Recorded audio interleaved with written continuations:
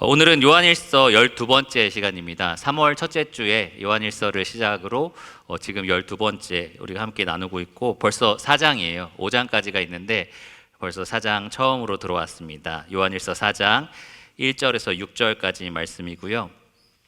제목은 하나님께 속한 영을 어떻게 분별할까입니다. 하나님께 속한 영을 어떻게 분별할까? 요한일서 4장 1절에서 6절 말씀으로 이 제목을 가지고 함께 말씀을 나누겠습니다. 여러분 혹시 릭 워렌 목사라는 사람의 이름 들어본 적 있으십니까? 목적이 이끄는 삶이라는 책을 써서 굉장히 유명해진 목사인데요. 개인적인 인터뷰를 통해서 예전에 한번 얘기한 적이 있는데 아랍어, 무슨 이탈리아어 이런 여러 가지 다양한 세계 언어로 이 목적이 이끈 삶이 번역되면서 그 책 한 권으로 한 섬을 사서 평생 먹을 수 있는 돈을 벌었다 이렇게 얘기를 하더라고요. 그래서 와 좋겠다, 나도 책을 좀 뭔가 좀 잘 써봐야겠다, 이런 주님이 이끄시는 삶 이런 식으로 잘 써봐야겠다는 생각도 했는데 별로 인기가 없을 것 같긴 합니다. 근데 어쨌든 이 목적이 이끄는 삶을 쓴 저자 릭 워렌 목사가 이 세들백 교회 목사이고요. 저희가 미국에 있을 때 잠깐 그 교회도 방문한 적이 한번 있었는데 무슨 휴양지 온 것 같이 비치발리볼장 있고 폭포 있고 막 이래요. 교회에 맥도날드 같은 햄버거 가게도 교회 안에 있고 오락실도 있고 그래서 참 신기한 교회다라는 생각을 가지고 방문을 했었는데 최근에 어떤 기독교 관련 기사에 따르면 이 리거레 목사가 최근에 이 세들백 교회에서 이 3명의 여성 목사를 안수하여 세웠다라고 얘기를 해요. 그래서 이 세들백 교회가 속해 있는 남침례 교단이라고 미국에서 정말 큰 교단 중에 하나입니다. 이 남침례 교단의 총장이 이 J.D. 그리어라는 사람인데요. 우리 도서관에 이 J.D. 그리어가 쓴 책들도 좀 있어요. 복음에 관한 책들이 있는데 이 총장이 이 자기 교단 안에서 일어난 일이기 때문에 한마디를 이제 해야 됐던 거죠. 그래서 뭐라고 말했냐면 실망스럽다. 그리고 나는 그 결정에 동의할 수 없다라고 이렇게 비판을 했습니다. 남침례 신학교의 총장은 이 알 몰러라는 사람인데요. 그 사람 책도 저희 도서관에 있습니다. 근데 이 알 몰러 박사 역시 이 일에 대해서 나는 동의할 수 없고 정말 안타깝게 생각한다라고 얘기를 했습니다. 그런데 이 남침례 교단 안에 있는 또 다른 사람들이 있을 거 아니에요? 여성 목사도 있고 방금 세워진 이 릭 워렌 교회, 이 세들백 교회 사람들도 있을 텐데 그들 중에서 한 여성 목사가 이렇게 반응을 했다고 해요. 이 알몰로 목사에게 공개 서한을 써서 이런 식으로 비판을 했습니다. 다른 말 다 필요 없고 나는 당신이 믿는 하나님이 너무 작아서 실망스럽습니다. 이렇게 이제 비판을 했다고 합니다. 다른 말로 뭐예요? 내가 믿는 하나님은 당신이 믿는 하나님처럼 작은 분이 아니다. 내가 믿는 하나님은 남자든 여자든 목사로 세워서 충분히 일하실 수 있는 훨씬 크신 분이다 라고 얘기를 한 겁니다. 여러분 만약에 이 여성 목사를 만나서 무언가 이야기해 줄 수 있는 기회가 생겼다면 뭐라고 답해 주시겠습니까? 누군가가 저한테 물어보신다면 성경을 근거로 이렇게 대답해야겠다라는 것이 머릿속에 쭉 떠오르는데요. 한편 또 한쪽 마음에서 어떤 긴장 같은 게 좀 생겨요. 뭐냐 하면 하나님이 그 사람을 정말 부르셔서 세웠다고 그 사람이 주장하는데 하나님이 나를 부르셨다라고 말을 하는데 내가 누구이길래 이것에 대해서 아니다, 틀렸다라는 말을 할 수 있을까라는 그런 긴장감들이 좀 생깁니다. 꼭 이런 사건들뿐만 아니라 우리가 보통 사람들한테 그런 이야기를 들으면 어떻게 반응해야 될지 좀 고민이 돼요. 예를 들어서 내가 믿는 하나님은 다르다, 이렇다라고 주장하는 사람들, 하나님이 나에게 이렇게 말씀하셨다라고 누군가가 얘기하면 정말 하나님이 그렇게 말씀하셨으면 어떻게 하지? 그리고 그렇게 하셨다면 나는 그걸 어떻게 판단할 수 있지? 라는 생각이 듭니다. 여러분 주변에서 이런 말씀 많이 안 들어보셨어요? 사람들이 성령님이 내게 음성으로 이렇게 말씀해 주셨어요, 이런 말을 하거나 혹은 성경을 읽다가 어떤 본문에서 정말 성령님께서 나를 강하게 감동시키셔서 말씀을 주셨다, 보여주셨다, 이런 이야기도 아마 종종 들으실 겁니다. 어떤 그리스도인들은 저도 직접 들은 얘기 중에 하나인데 꿈속에서 하나님이 나타나셔서 혹은 환상 중에 하나님이 나타나셔서 나한테 이렇게 하라라고 말씀을 하셨다, 이런 얘기를 해요. 또 심지어 어떤 사람들은 성령님께서 이 당신과 결혼하라고 하십니다, 이렇게 이제 얘기하는 사람도 있어서 실제로 그 말에 순종하기 위해서 결혼한 자매님들, 그리고 후회하는 자매님들을 본 적이 있습니다. 실제로 그런 일들이 주변에 있는 거죠. 근데 그런 이야기를 우리가 들을 때 이것이 틀렸다, 이건 아니다라고 우리가 담대하게 말할 수 있겠냐라는 겁니다. 어떤 사람들은 혹시라도 하나님이 그렇게 일하실 수도 있지 않나? 혹시라도 하나님이 그렇게 하셨을 수도 있지 않나라는 생각을 가지고 그런 것들을 분별하는 데 있어서 굉장히 소극적으로 대해요. 누군가 그런 얘기를 할 때도 그런가 보다, 그럴 수도 있지라는 식으로 넘어가는 거죠. 그런데 오늘 본문에서 사도 요한은 우리에게 그렇게 소극적으로 하지 말라라고 분명하게 말을 합니다. 오히려 적극적으로 분별하라라고 명령을 내렸습니다. 왜냐하면요, 만일 하나님의 영이 그에게 말씀하신 혹은 그녀에게 말씀하신 것이 아니라면 누가 얘기한 거겠어요? 요한의 말에 따르면 미혹의 영이 말한 거다라고 얘기를 합니다. 미혹의 영을 따르게 되면 결국에는 진리의 영을 떠나서 우리가 참 진리, 참 믿음을 떠나게 되는 그러한 안타까운 현실에, 안타까운 결과를 맞이하게 됩니다. 그래서 오늘 우리가 이 시간 정말 어떻게 참 이 진리의 영을 분별할 수 있을까? 미혹의 영에 속지 않고 정말 하나님이 말씀하신 것, 이 성령님이 말씀하신 것을 따를 수 있을까? 그것에 대한 말씀을 본문을 통해서 함께 들어보기를 원합니다. 어쩌면 여러분 살면서 계속 이 진리 전쟁을 치르게 되실 건데요, 미리 예방 주사를 맞는다라고 생각을 하시고 어떻게 내가 분별할지 오늘 이 시간 잘 배워보시기를 바랍니다. 그러면 본문을 제가 먼저 읽고요, 그리고 계속 말씀을 이어가겠습니다. 요한일서 4장 1절에서 6절입니다. 사랑하는 자들아, 영을 다 믿지 말고 오직 영들이 하나님께 속하였나 분별하라. 많은 거짓 선지자가 세상에 나왔습니다. 이로써 너희가 하나님의 영을 알지니 곧 예수 그리스도께서 육체로 오신 것을 시인하는 영마다 하나님께 속한 것이요 예수를 시인하지 아니하는 영마다 하나님께 속한 것이 아니니 이것이 곧 적그리스도의 영이니라. 오리라 한 말을 너희가 들었거니와 지금 벌써 세상에 있느니라. 자녀들아, 너희는 하나님께 속하였고 또 그들을 이기었나니 이는 너희 안에 계신 이가 세상에 있는 자보다 크심이라.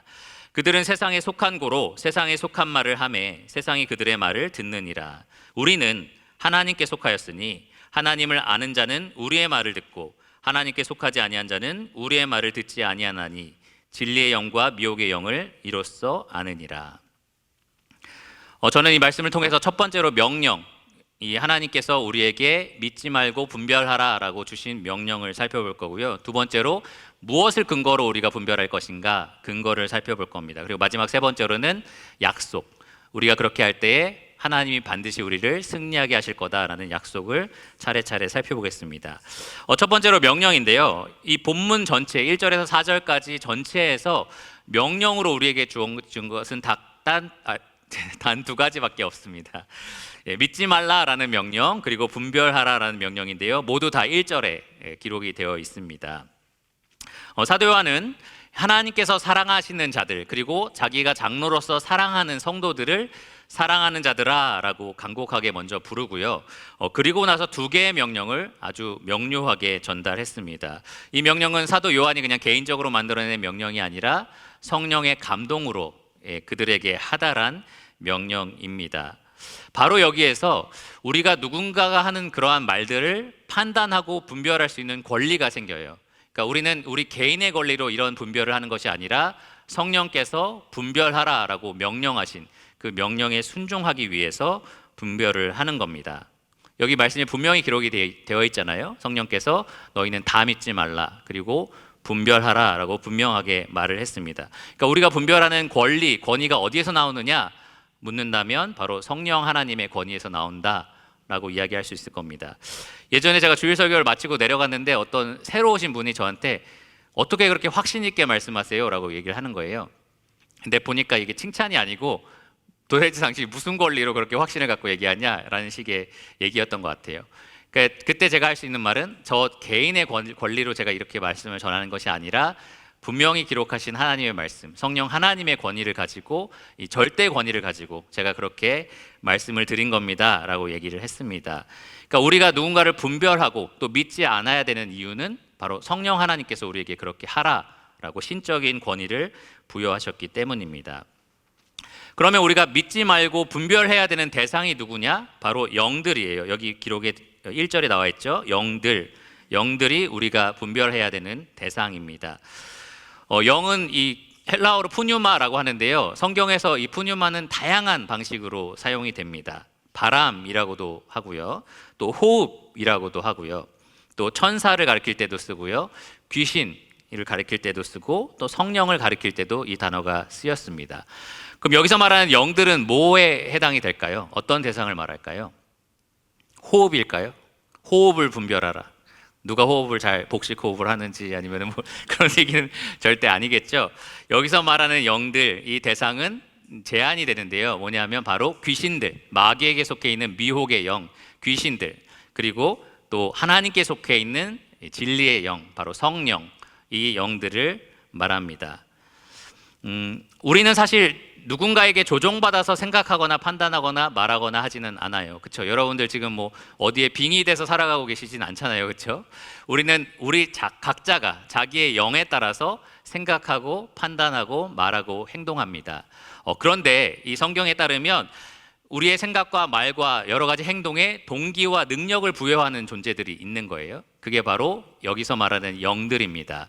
우리는 이 미혹의 영에 이 동기를 받고 또 능력을 부여받아서 악한 생각을 하기도 하고요, 악한 말을 하기도 하고 악한 행동을 저지르기도 합니다. 반대로 우리는 진리의 영, 성령의 이러한 도우심을 받아서 그분이 불어일으키는 소원과 능력을 통해서 선한 말을 하기도 하고요, 선한 행동을 하기도 하고 선한 생각을 품기도 합니다.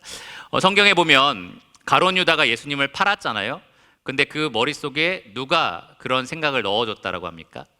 마귀가 그 생각을 넣어주니라 라고 기록되어 있습니다. 베드로가 오순절에 많은 사람들 앞에서 하나님의 복음을 담대하게 선포하는데요, 무엇으로 충만해져서 설교했다고 합니까? 성령으로 충만해져서 설교했다고 합니다. 우리 각자가 알아서 판단하고 행동하지만 거기에 동기를 부여하고 능력을 제공하는 영들이 있다라는 겁니다. 우리가 미혹의 영인지 진리의 영인지, 우리가 하는 여러 가지 행동들, 생각들, 그런 판단들이 어디로부터 온 것인지를 잘 분별해야 된다라는 거죠. 이 명령어를 하나하나 살펴볼 텐데요, 첫 번째로는 믿지 말라라는 명령이 나와 있습니다. 믿지 말라. 다른 말로는 속지 말라라는 명령이에요. 현재형으로서 언제든지 우리가 무언가에 속을 수 있다라는 것이 전제되어 있습니다. 우리는 항상 어떤 것들에 미혹될 수 있고 속아 넘어갈 수 있다라는 것이 여기에 전제되어 있는 거죠. 그리고 여기서 보면은 영을 다 믿지 말라라는 것에 영이 단수인데요, 이 영도 믿지 말고 저 영도 믿지 말고 이것저것 다 믿지는 말아라라는 얘기예요. 한마디로 말하면 많은 영들 중에 우리가 믿어야 될 것은 딱 하나밖에 없다라는 말이기도 합니다. 이것저것 다 믿지 말고 한 출처에서 나온 단 하나의 영만을 너희가 믿어라 라는 명령입니다. 왜 그래야 될까요? 다음에 나와 있는 두 번째 명령에 보면 우리가 이해할 수 있습니다.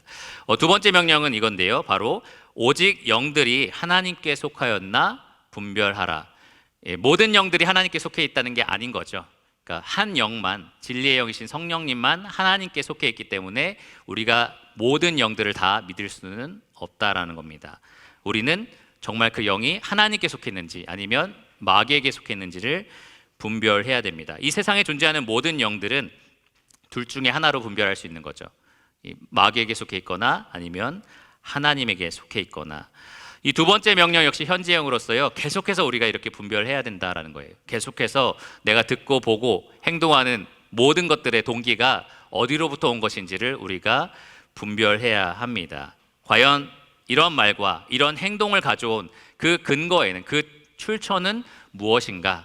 어떤 영이 저런 것들을 일으키고 있는가? 우리가 그것을 분별해야만 합니다. 왜 이런 분별이 우리에게 절실하게 필요하냐? 바로 다음과 같은 현실 때문인데요, 1절 마지막에 보시면 많은 거짓 선지자가 세상에 나왔습니다. 이미 이 세상에 많은 거짓 선지자들이 나와 있기 때문입니다. 여러분, 하나님의 자녀인 우리들은요, 지금 안팎의 진리 전쟁과 지금 치열하게 싸우고 있습니다. 교회 밖에서는 누가 지금 이 세상 풍조를 만들어내고 있습니까? 사탄, 마귀. 사탄을 무엇의 압이라고 하죠? 거짓의 아비입니다. 이 사탄이 이 세상 풍조를 온갖 거짓과 미혹되는 것들로 가득 채워가고 있는 거죠. 그런 큰 흐름을 우리 교회 밖에서 만들어내고 있습니다. 교회 안은 어떨까요? 교회 안은 그럼 완전히 안전합니까? 그렇지 않습니다. 교회 안에도 이 거짓의 아비 마귀에게 속해 있는 사람들, 그리고 미혹된 사람들이 존재한다라는 겁니다. 교회 안에서 일어나서 이 진리의 영을 거스르는 거짓 교사들이 계속해서 생겨나는 거고요. 그런 사람들이 교회에 있는 사람들을, 참 하나님의 자녀들을 미혹해서 진리를 떠나게 만들고 있습니다. 실제로 이 바울이 기록한 디모데전서 4장 1절을 보면 성령께서 나에게 말씀하시기를 어떤 사람들이 미혹하는 영과 귀신의 가르침을 따르리라, 이렇게 말씀하셨다고 얘기를 해요. 그러니까 바울 시대에 이미 언젠가 너희들 중에 이 귀신과 다른 영을 따르는 사람들이 존재할 거다, 일어날 거다라는 경고가 주어진 겁니다. 야고보 역시 이런 현실을 바라봤는데요. 야고보서 5장 19절에 보면 너희 중에 미혹되어 진리를 떠난 자가 있다라고 말을 합니다. 그러니까 교회 안도 안전하지 않다는 거죠. 이 미혹의 영을 따라서 미혹된 자들이 있을 거고, 또 다른 성도들을 진리를 떠나도록 그렇게 유혹할 거다라는 겁니다. 하나님 자녀는 세상에도, 그리고 교회 안에서도 이렇게 거짓을 퍼뜨리는 거짓 교사들이 있어서 그들과 치열하게 싸워야 하는 그러한 상태에 있다라는 겁니다. 가만히 생각해 보시면 이스라엘, 이 구약의 하나님의 나라 백성들도 이런 거짓 교사들과 치열하게 싸워야 됐어요. 모세가 신명기에서 고별 설교를 하는데 이런 말을 합니다. 신명기 13장 1절에서 3절을 보시면 너희 중에 선지자나 꿈꾸는 자가 일어나서 이적과 기사를 너에게 보이고 그가 너에게 말한 그 이적과 기사가 이루어지고 너희가 알지 못하던 다른 신들을 우리가 따라 섬기자라고 말할지라도 너희는 그 선지자나 꿈꾸는 자의 말을 청종하지 말라. 모세가 죽기 전에 이스라엘 백성들에게 말을 한 거죠. 경고를 한 겁니다. 근데 이 경고를 잘 생각해 보시면 거짓 교사들이 어떤 기적과 이사를 내가 이렇게 보여줄게 라고 했는데 실제로 일어났다는 거예요. 그래도 믿지 말라라는 겁니다. 근데 여러분, 그렇게 하기가 쉽겠어요? 제가 여기서 여러분 불을 내려오는 걸 제가 보여드리겠습니다 했는데 진짜 불이 막 내려오는 거예요. 그러면 저를 믿으시겠어요? 안 믿으시겠어요? 믿으시겠죠. 속임수 있을 거야 라는 생각을 좀 하실 수도 있겠지만, 그런 기적과 이사들을 제가 계속 보여준다면 저 사람 진짜 하나님으로부터 온 사람인가 보다 라는 식으로 속아 넘어가실 겁니다. 그리고 나서 제가 말하겠죠. 자, 이제 재산을 모두 다 저에게 파시면 됩니다. 이런 식으로 얘기를 하겠죠. 그런데 실제로 계시록에 보면 이 적그리스도가 올 때에 많은 기적과 표적으로 사람들을 미혹할 거다라고 얘기를 합니다. 거의 죽었다가 살아나기도 하고, 어떤 말 못하는 우상에게 능력을 베풀면 그 우상이 말을 하기도 하고, 이런 기적을 보여주니까 사람들이 다 속아 넘어갈 수밖에 없겠죠. 그런데 모세는 이스라엘 백성들에게 말하기를 거기에 속지 말라 라고 분명하게 경고를 합니다. 뿐만 아니라 여러분, 한 가지 사건을 또 언급을 해드리면, 분열 왕국 시대에 이스라엘 왕 여호사밧과 또 이스라엘 왕 아합과 또 이스라엘 왕 아합과 유다 왕 여호사밧이 있었는데요. 둘이 이제 아람 왕을 치러 가자라고 결탁을 했어요. 근데 그때 여호사밧이 물어봅니다. 이 가운데 여호와의 선지자가 몇 명 있습니까? 그들에게 물어봐야 되지 않겠습니까? 라고 물어보는데요. 그때 400명 정도 되는 선지자가 모여서 가서 치면 이깁니다 라고 얘기를 해요. 근데 여호와의 사자 또 없어요? 라고 물어봤을 때 딱 한 명의 여호와의 사자가 있었습니다. 그는 올라가면 죽는다 라고 얘기를 해요. 여러분, 어떻게 생각하세요? 400명이 가면 이긴다 라고 말하고 한 명은 가면 죽는다 라고 말합니다. 그럼 뭐가 더 진실인 것 같으세요? 400명이 말한 게 진실인 것 같잖아요. 근데 이스라엘 역사가 보여주기를 그 400명이 다 거짓 선지자였다라는 겁니다. 이처럼 하나님의 백성은 계속해서 거짓 교사들과 싸워야 했고요. 그리고 우리가 지금 살펴본 것처럼 엄청난 기적과 이사, 엄청난 그런 활동들, 사역들이 그 사람들이 정말 진리에서 왔다라는 것을 증명해 주지도 않고, 또 절대 다수가 말한다라고 해서 그들이 진리에 속해 있는 것도 아니었습니다.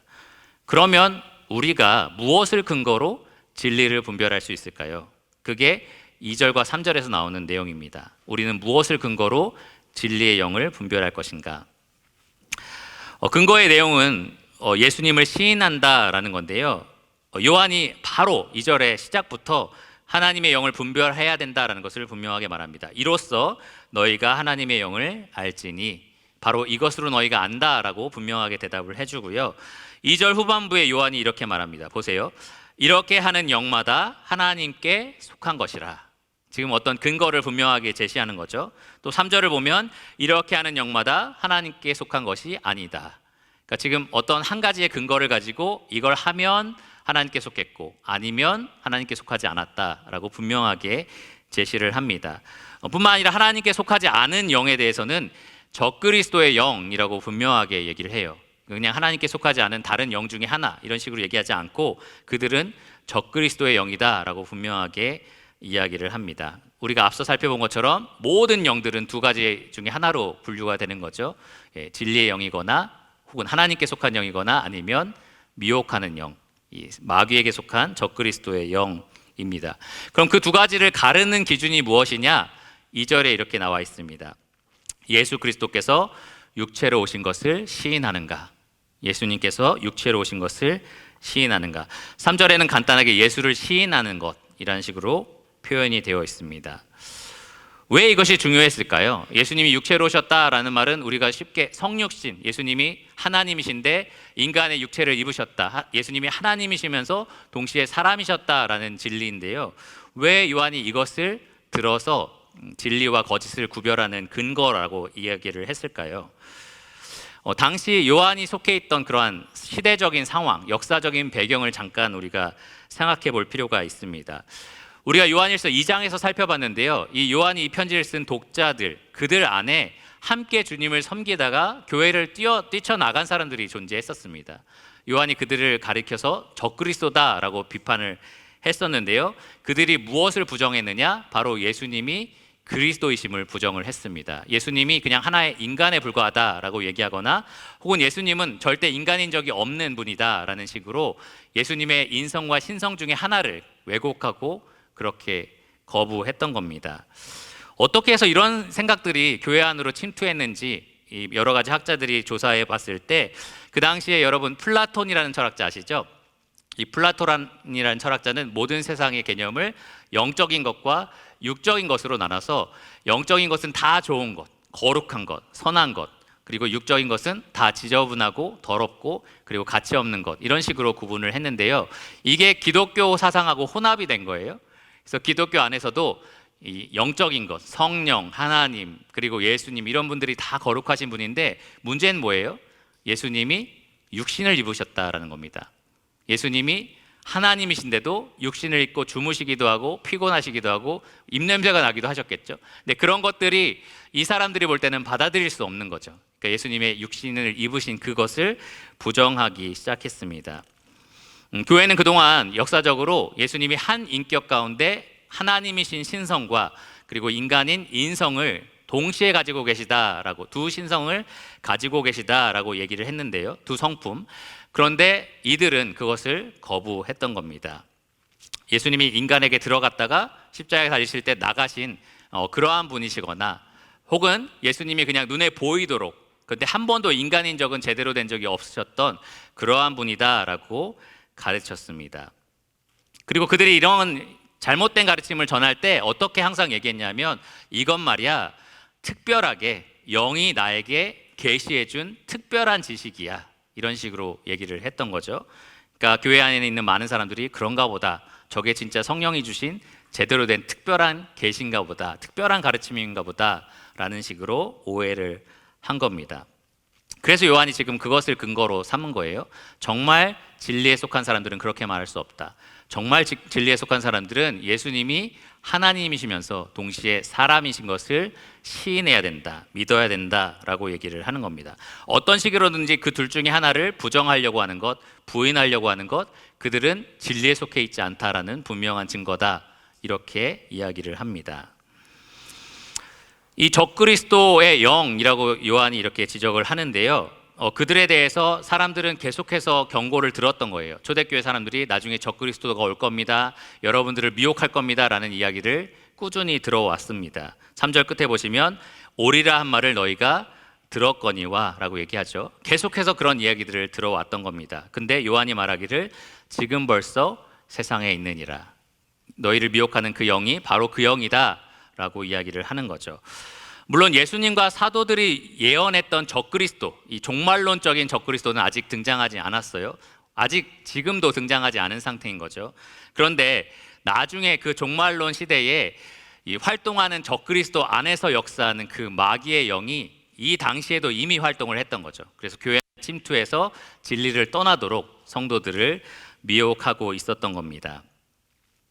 그런데 여러분, 흥미롭게도 이 예수님의 인성과 신성 둘 중에 하나를 파괴하려는 이 잘못된 가르침들이 이 당시에 요한이 이 편지를 썼던 100년 정도에 끝난 것이 아니고요, 300년, 400년까지 계속해서 교회의 큰 전쟁으로 일어나게 됩니다. 지금 사실은 그런 걸로 우리가 고통을 별로 안 받고 있잖아요.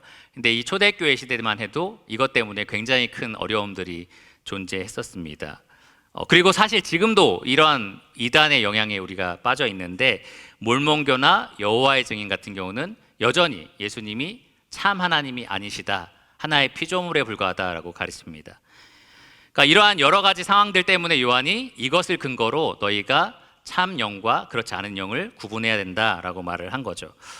그럼 오늘날 우리는 어떨까요? 우리는 무엇으로 참 진리와 그리고 아닌 것들을 구분할 수 있을까요? 이 역사적인 상황에서 우리가 일반 원리를 도출해 보도록 하겠습니다. 이 사도 요한은 예수님의 성육신에 초점을 맞췄는데요, 우리는 거기서 더 확장된 개념, 확장된 원리를 발견할 수 있습니다. 예수님 육체로 오셨다라는 그 말은 그냥 육신을 입으셨다라는 것만 가리키는 것이 아니라 사실 이 땅에 오셔서 그분이 하신 일, 삶과 또 그분이 죽으시고 부활하신 이 구속 사역까지도 다 포함이 됩니다.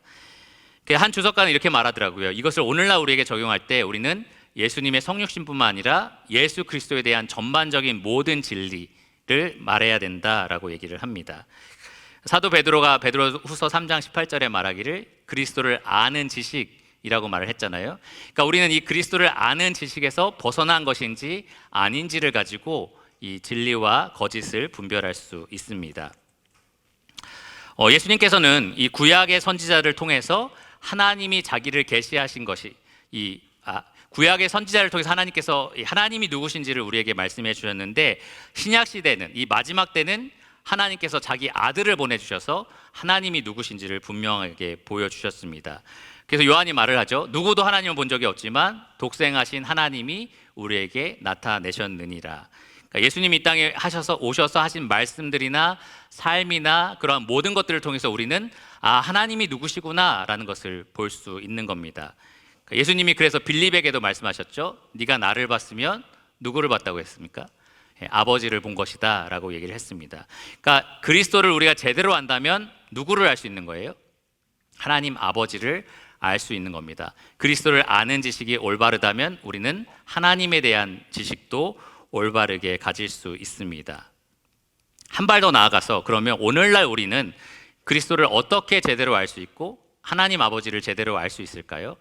예수님 당시에는 제자들이 예수님을 보면 됐잖아요. 예수님을 눈으로 보고 그분이 하신 말씀을 귀로 들으면 됐고, 그리고 예수님이 하는 삶의 모습들을 그냥 같이 경험하면 되는 거였잖아요. 그럼 오늘날 하나님의 백성인 우리는 어떻게 그리스도를 제대로 아는 지식을 얻을 수 있고 어떻게 그것을 통해서 하나님을 아는 지식을 얻을 수 있을까요? 네, 한 분이 지금 이렇게 얘기하셨는데 맞습니다. 이 성경을 통해서 그렇게 할 수 있습니다. 성령님께서 바로 성경을 통해서 그런 일들을 하십니다. 예수님께서 약속하시기를 내가 아버지께로부터 너에게 보낼 보혜사 곧 아버지께로부터 나오시는 진리의 성령이 오실 때에 그가 나를 증언하실 것이요 라고 말씀을 하셨습니다. 성령님께서 이 땅에 오셔서 증언하신 분 예수 그리스도고요, 그것을 듣고 기록하신 사도들의 그 기록에 따라서 우리가 성경을 가지고 있습니다. 요약하면 오늘날 우리가 무엇으로 진리와 거짓을 분별하는가? 바로 이 성경을 통해서 분별을 합니다. 하나님께 속한 이 성령은 구약 선지자를 통해서 오실 예수님을 우리에게 말해줬고요, 또 성령 하나님은 오신 메시아, 오신 예수님을 사도들을 통해서 신약 성경에 기록해 주셨습니다. 그러니까 우리는 성경이 말하는 것을 통해서 그리스도를 아는 참 지식을 얻을 수 있고요, 그것을 통해서 우리는 하나님을 아는 참 지식을 얻을 수 있습니다. 단계들을 좀 이해하실 수 있겠나요?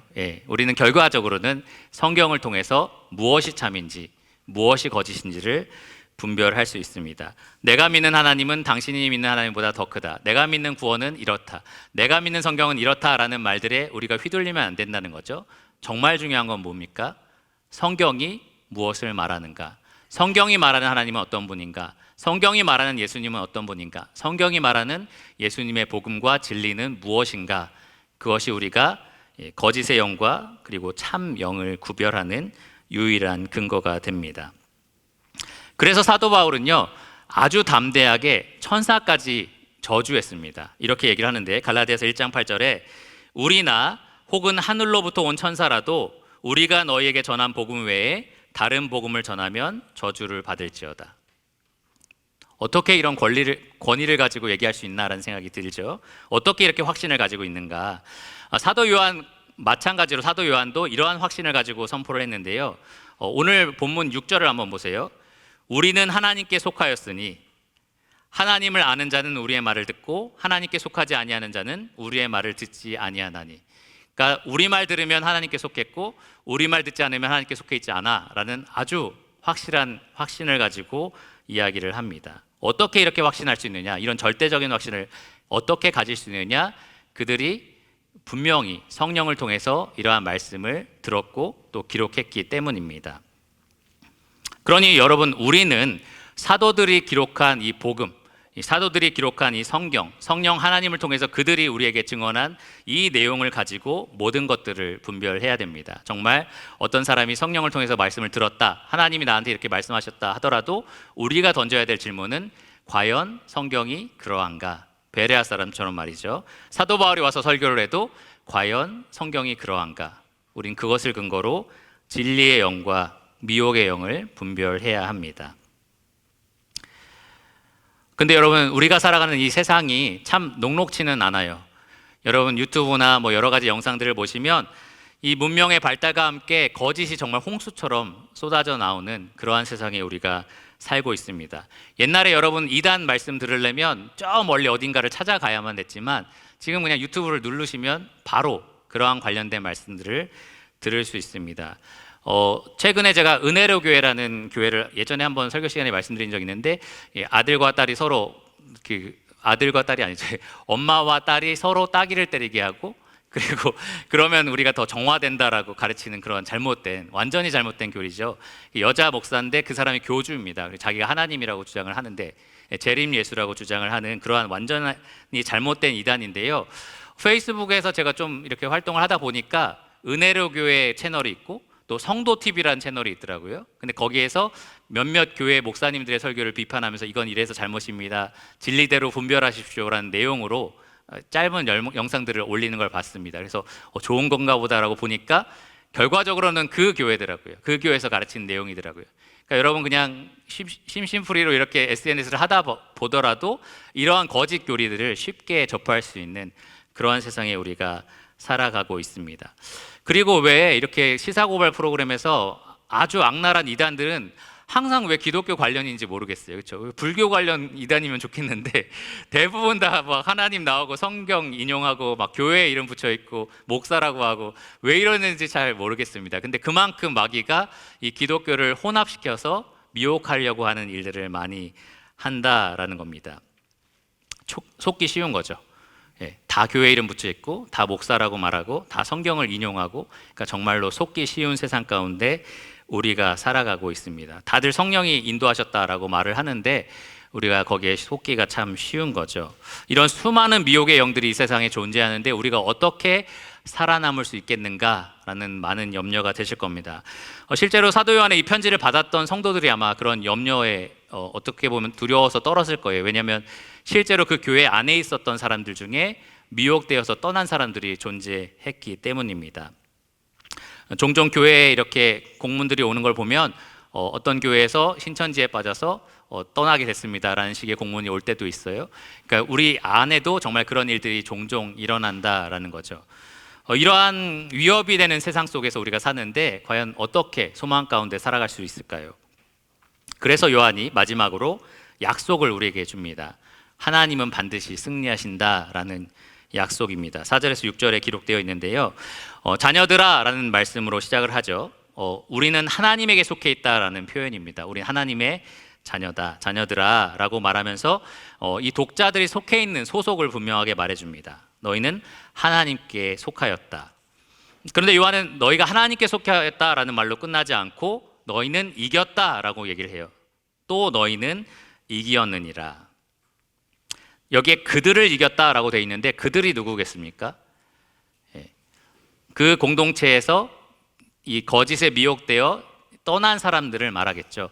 근데 지금 이 편지를 받는 사람들은 그 거짓에 미혹되지 않고 남아서 진리 가운데 굳건하게 서 있는 사람들입니다. 그들은 속지 않았고 진리로 분별해서 남아있는 사람들이 되었다라는 거죠. 참된 진리와 믿음 가운데 남아있는 사람들, 바로 그것이 그들의 승리였던 겁니다. 너희는 지금 승리했다라고 얘기를 합니다.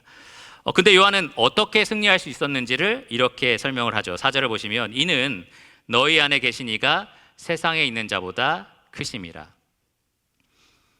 아까 제가 초반에 말씀드렸죠. 네가 믿는 하나님은 너무 작아서 너무 실망스럽다라는 이야기를 했다고 했는데요. 실제로는 그렇지 않습니다. 우리 진리 가운데 있는 사람들이 믿는 그 하나님이 그 어떤 신들보다 더 크십니다.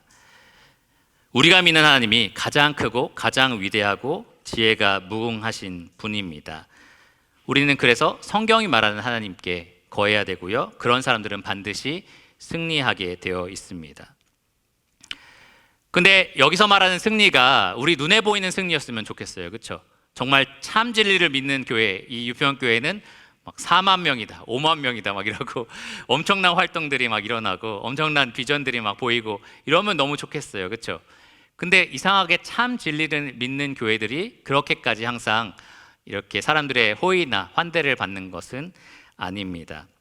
오히려 적그리스도의 영을 따라서 말하는 그러한 이단들, 잘못된 교회들 보면 몇만 명이 모입니다 라는 얘기를 해요. 최근에 신천지 관련된 그 고발 프로그램을 보니까 신천지는 시험을 봐서 통과해야지 들어갈 수 있대요. 우리 유평교회도 한번 시험을 봐가지고 통과하신 분들만 받으면 아마 나 이런 교회 안 다녀 이러시고 나가실 분들 계실 수도 있는데, 신천지는 시험, 그것도 같은 날 같은 시간에 모든 성도가 같이 봐요. 그래서 엄청나겠죠. 근데 그런 시험을 통과해야 되고 엄청나게 일을 해야 되고 막 그런데도 정말 많은 사람들이 그곳에 모여 있습니다. 그러면 가끔 힘 빠질 때가 있죠. 저들은 왜 저럴까? 거짓을 가르치는데 왜 저럴까? 진리를 가르치는 우리는 왜 그럴까라는 생각을 할 때도 있고요. 우리 최근에 복음 집회 말씀 공유했지만 복음 집회 말씀은 조회수가 좀 많은 편이에요. 근데 보통 설교했던 내용들, 우리 누가복음을 몇 년 동안 설교했는데 가끔 제가 찾아 들어가 보면 조회수 1 막 이렇게 돼 있어요. 이거 뭐지 약간 이런 생각이 드는데 여러분들 다 들으셨으니까 더 안 들으시는 거겠지만 어쨌든 그런 걸 보고, 그리고 나서 아까 말했던 은혜력 교회 성도 TV 뭐 이런 조회수 보면 막 몇만 이렇게 돼 있으면 이게 뭐야, 이건 뭐지? 라는 생각이 들 때가 있습니다. 힘이 빠지는 거죠. 근데 요한은 우리에게 말하기를 실망하지 말라라고 얘기합니다. 그들은 세상에 속한 고로 세상에 속한 말을 하매 세상이 그들의 말을 듣느니라.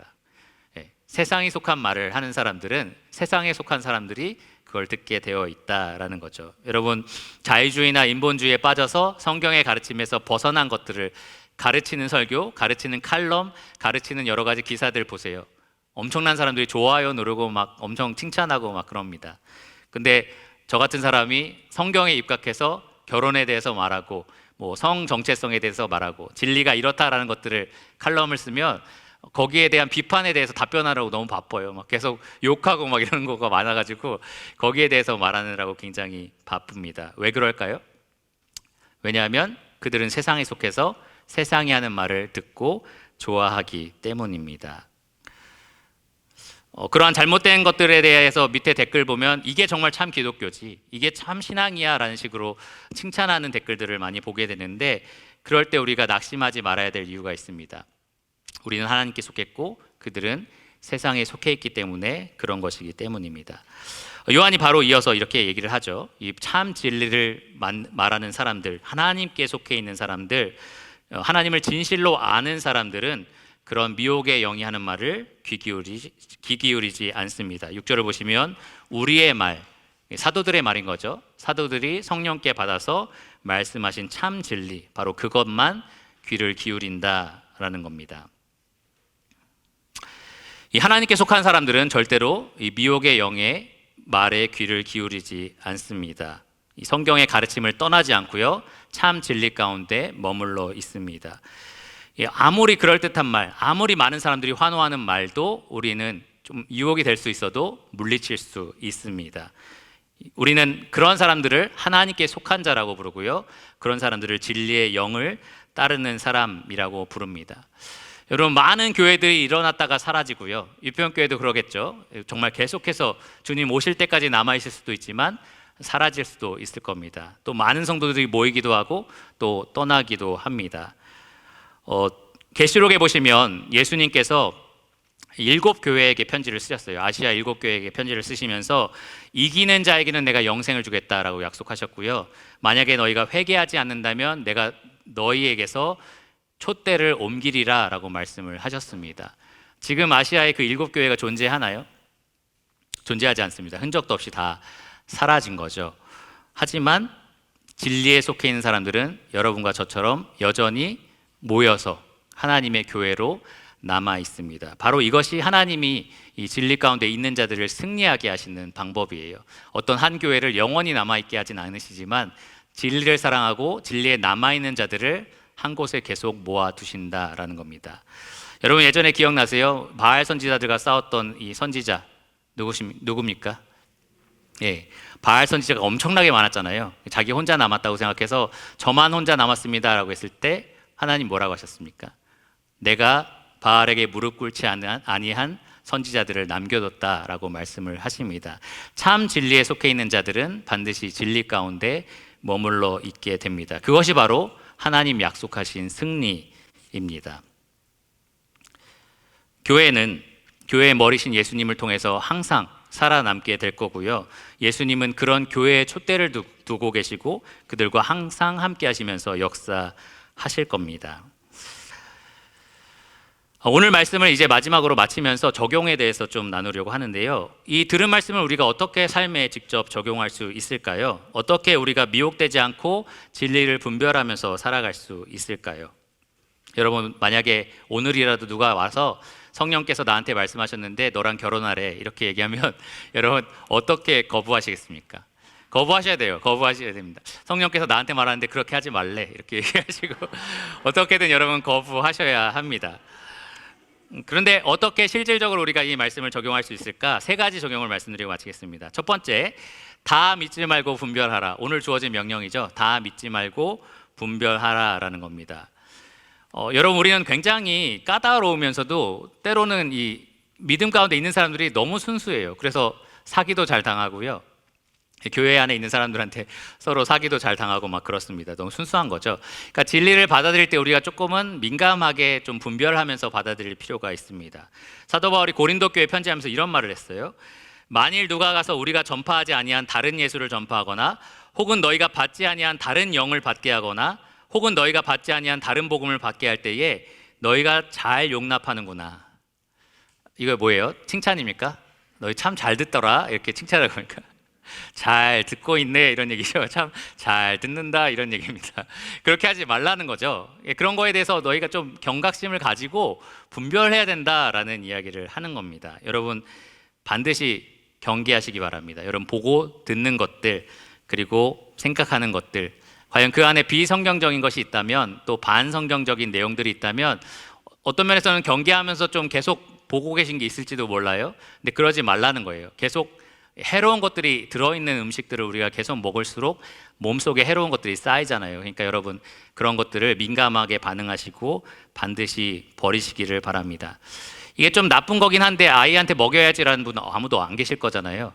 그러니까 그런 것들을 여러분 철저하게 제거하시기를 바랍니다. 이건 내가 좋아하는 저자인데요, 내가 정말 좋아하는 설교자예요 라고 얘기하시더라도 정말 그 사람이 하는 말을 보고 판단을 하셔야 된다는 거예요. 그 사람이 하는 말과 내용들을 성경을 근거로 분별하시기를 바랍니다. 방송에 아주 유명한 연예인이 나와서 말은 또 사실이 아닌 거죠. 정말 성경을 근거로 분별을 하셔야 됩니다. 동시에 여러분, 절대로 여러분 스스로 누군가에게 들었다, 성령에게 들었다라는 말을 함부로 하지 마시기를 바랍니다. 정말 성경에 확실한 근거 없이는 절대로 그 말을 하지 마시기를 바랍니다.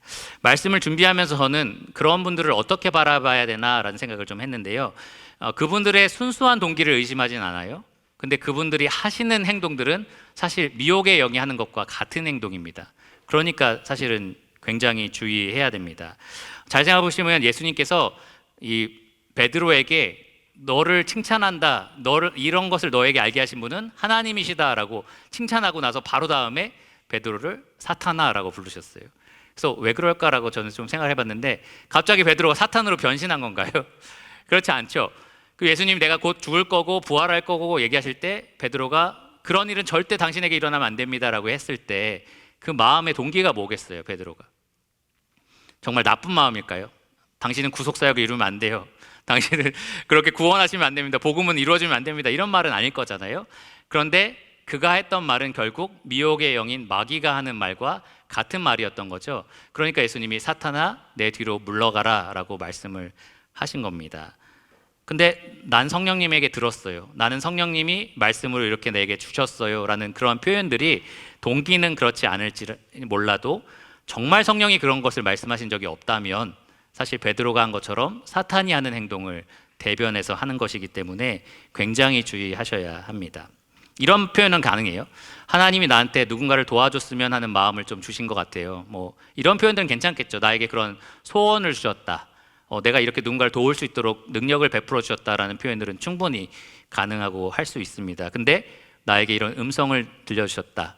뭐 내가 목사가 되게 하셨다. 선교사가 되게 하셨다. 뭐 이런 식으로 너는 이 말씀을 보고 가야 돼. 뭐 너는 가라. 이거 말씀에 내가 감동을 받아서 나는 선교사가 됐다. 이런 표현들에 대해서 굉장히 우리가 주의를 해야 됩니다. 동기를 저희가 의심하는 건 아니지만 그 결과적인 것들은 굉장히 무서운 거기 때문입니다. 두 번째 적용은 이건데요. 그리스도의 은혜와 그를 아는 지식에서 자라가야 된다라는 거죠. 베드로후서 3장 18절에 나와 있는 내용인데요. 여러분 몇 번 들으셨을 거예요. 위조 지폐를 가리기 위해서는 이 위조 지폐 가리는 사람들이 항상 들여다보는 게 있다고 해요. 뭐겠습니까? 진짜 지폐. 진짜 지폐를 계속해서 연구하고 보면 볼수록 가짜가 무엇인지를 빠르게 분별할 수 있는 겁니다. 그러니까 여러분이 뭐가 가짜야 라고 가짜를 계속 보는 게 중요한 게 아니고요. 진짜를 계속 들여다보는 게 중요합니다. 미혹의 영의 숱한 속임수를 여러분 피하려면 반드시 진리의 말씀을 계속해서 알아가야 합니다. 이 진리의 말씀, 또 그리스도를 아는 지식에서 계속해서 자라간다면 여러분들 이런 것들을 걷어낼 수 있을 겁니다. 거짓에 지지 않고 그리고 진리에 남아 있으시려면 여러분 반드시 진리를 아셔야 합니다. 뿐만 아니라 이 자녀들, 여러분 사랑하는 자녀들이 진리에 남아 있으면 좋겠다. 그런 소원이 있으시다면 반드시 자녀들을 무엇으로 양육하라고 되어 있어요? 주의 교훈과 훈계로 양육하라라고 되어 있습니다. 여러분 이것을 꼭 잊지 마셨으면 좋겠어요. 특별히 이 가족 복음 집회를 진행하면서 주일학교 학생의 청년들 대상으로 저희가 좀 말씀을 전했잖아요. 그러면서 계속 마음속에 기도되는 것도 이 아이들에 대한 생각이 계속 기도가 됐었는데요. 여러분 이 아이들이 복음의 진리 또 성경의 진리를 듣는 곳에 계속 보내셔야 됩니다. 우리 애는 지금 학원 가야 돼서요. 혹은 우리 애는 지금 알바해야 돼서요. 이러면서 계속 그것을 미뤄두시면 안 됩니다. 제가 이 TV 보면서 정말 가슴 아픈 것 중에 하나가 뭐였냐면 예전에 코로나 때 신천지 이만희 교주가 나와서 인터뷰를 할 때가 있었어요. 많은 기자들이 그 앞에 있었고 또 뒤에 있는 수많은 부모님들이 나와 있었습니다. 이 부모님들이 피켓에 뭐라고 써놓고 나왔는지 아세요? 제발 내 딸을 돌려주세요. 제발 내 아들을 돌려주세요. 이렇게 써놓고 그 교주한테 보여주는 거예요. 거기에 빠져서 가족도 버리고 인생도 버리고 그냥 다 망하게 된 그런 걸 보면서 부모님 너무 안타까운 거죠. 제발 돌려달라라는 피켓을 들고 서 있었습니다. 여러분 정말 나중에 이 미혹의 영의 아이들을 빼앗겨서 세상으로 아예 떠나보내지 않으시려면 그래서 그 마귀에게 피켓 들고 서 있어도 아무런 소용 없잖아요. 그러니까 여러분 지금 계속해서 진리를 듣는 자리에 여러분 아이들을 보내시기를 바랍니다. 다른 그 어떤 것에 미뤄두지 마세요. 그러니까 이 말씀 듣는 것이 가장 중요하니까 그렇다고 해서 나 너무 싫어요라는 애들을 막 때려서 억지로 막 이렇게 가라는 건 아니지만 잘 어루고 달래서 사랑으로 격려해서 어떻게든지 주의 교훈과 훈계를 듣는 자리로 아이들을 보내시기를 바랍니다. 2021년 이 유평교회 목표 중에 하나가 이 함께하는 유평교회인데요. 보시면 주일학교, 학생회, 그리고 청년회 이렇게 온라인으로 하기도 하고 오프라인으로도 하는데 우리 부모님이 같이 동참해달라고 써 있어요. 그러니까 여러분 그런 곳에 반드시 아이들을 보내셔서 함께 진리를 어떻게든 들을 수 있는 그러한 환경을 만들어 주시기를 바랍니다. 그래야 아이들이 진리 가운데 자라서 나중에 거짓에 속지 않을 수 있습니다. 마지막 적용은 이 말씀의 권위에 굴복하라입니다. 저는 말씀을 준비하면서 이 거짓된 것들에 우리가 속지 않아야 돼라는 생각들을 이제 많이 하게 됐는데, 한편 많은 거짓을 우리가 분별해내고 이게 참 진리다라고 최종적으로 우리가 얻게 되는 것들이 있잖아요. 근데 그것에 대해서 내가 그만큼 절대 권위를 가지고 순종하고 있는가라는 생각을 해봤습니다. 그러니까 정말 이게 하나님으로부터 온 것이 확실하다면, 그렇게 분별이 된다면 내가 거기에 절대적으로 굴복하고 있는가라는 생각을 하는 거죠. 어떤 면에서 우린 분별은 잘해요. 저건 성경적이지 않아, 저거는 뭐 말도 안 돼, 이게 참이지. 근데 중요한 건 그거대로 내가 살고 있느냐라는 거죠. 정말 참으로 분별을 했는데 정말 그것에 대해서 내가 신적인 권위를 인정하면서 굴복하고 있느냐라는 겁니다. 최근에 초창기에 이 말씀 읽기를, 성경 읽기를 하면서 하나님께서 이 백성들에게 요구하신 것 중에는 어떤 건 굉장히 어려운 것도 있다라는 생각을 했어요. 아브라함에게 내 사랑하는 독자를 바쳐라. 여러분 한번 들었다고 생각해 보세요. 그 얘기를 하나님이 진짜 하셨다고 한번 생각해 보세요. 그러면 어쩔 수 없지 뭐, 일로 와, 너 오늘 죽어야 돼, 이렇게 하는 거 굉장히 어렵겠죠. 정말 어려운 일입니다. 그리고 가나안 땅을 가서 쳐서 복종시켜라, 가나안 땅에 있는 사람을 어린아이부터 노인까지 다 남김없이 죽여라, 그리고 그 땅을 차지해라. 우리가 그냥 성경을 읽을 때는 그런가 보다라고 하는데, 한번 여러분 생각해 보세요. 여기 동탄에 사신 분도 계시지만 죄송하지만, 자 가서 동탄에 가서 아파트에 들어가서 사람들을 어린아이부터 노인까지 다 죽이고 아파트를 차지해라, 이런 말씀 주진 않으시지만 당시에 그런 말씀과 같잖아요. 근데 그런 말씀을 여러분 하나님 백성으로 들었다고 한번 생각해 보십시오. 순종해야 되는 거잖아요. 그러니까 오늘날 그렇게 말씀하지 않으시지만 그만큼의 권위가 있다는 거죠. 하나님 말씀은 우리에게 무엇을 요구하시든 우리가 순종해야 되는 의무가 있다라는 겁니다. 내가 분별은 잘 하는데, 하나님이 이렇게 하라고 하시는 게 맞지라고 분별은 잘 하는데 정말 그 권위를 그만큼 순종하고 따르고 있는지 우리가 생각을 해야 됩니다. 예수님께서 말씀하시는 이기는 자, 계시록에 이기는 자는 영생을 얻으리라 라고 했던 이기는 자는 결코 듣기만 하는 사람이 아닙니다. 반드시 듣고 순종하는 사람입니다. 여러분 누구 입에서 나오든지 상관없어요. 조그만 꼬마아이가 말해도 상관없고요, 어르신이 말해도 상관없고요, 교회 직분이 있는 사람이든 직분이 없는 사람이든 누구의 입에서 나오든 상관없습니다. 그 말이 정말 하나님께서 하신 말씀이라면 그러면 여러분 거기에 절대적으로 굴복하시기를 바랍니다. 여러분 우리가 이 유평교회가 정말 언제까지 존재할 거라고 생각하십니까? 가끔 저는 예전에 한번 말씀드린 것 같은데 오면 교회가 참 낡았네, 되게 오래된 시골 교회 같네 라는 생각을 하는데, 그리고 교회 방문하신 분도 그래요. 겉으로 볼 땐 정말 안 그랬는데 이렇게 많은 사람이 있네요, 막 이렇게 놀랄 때가 있습니다. 그럴 때 제가 느끼는 거는 이만큼 진리를 사랑하고 그 진리 가운데 머물기 원하는 분들이 많구나라는 생각이 들어요. 근데 중요한 거는 이 상태를 우리가 얼만큼 더 유지할 수 있느냐겠죠. 그러니까 우리가 정말 그렇게 하려면, 끝까지 주님 오시는 날까지 우리가 신실한 교회로 남아있으려면 한 가지 우리가 분명히 해야 될 일이 있습니다. 오늘 들은 말씀과 같이 미혹의 영에 속지 않고 진리에 남아있는 것, 그것이 우리가 해야 할 일입니다. 왜냐하면 하나님의 집인 교회는 무엇의 기둥이라고 말해요? 진리의 기둥과 터라고 말을 합니다. 그 말은 여러분 각자가 진리이신 그리스도의 터 위에, 모래 위에가 아니라 그 터 위에 세워져 있어야 한다라는 말입니다. 우리가 정말 각 성도가 진리 위에 견고하게 서 있어서요, 주님 오실 때까지 아시아 7교회처럼 사라져버리는 것이 아니라 이기는 교회로 끝까지 남아있는 교회가 되기를 간절히 바랍니다. 기도하고 말씀을 마치겠습니다. 하나님 감사합니다. 이 가운데 진리를 사랑하여 모여 계시고 또 계속해서 진리를 듣고 순종하기 원하는 성도가 있는 것에 정말로 감사가 됩니다.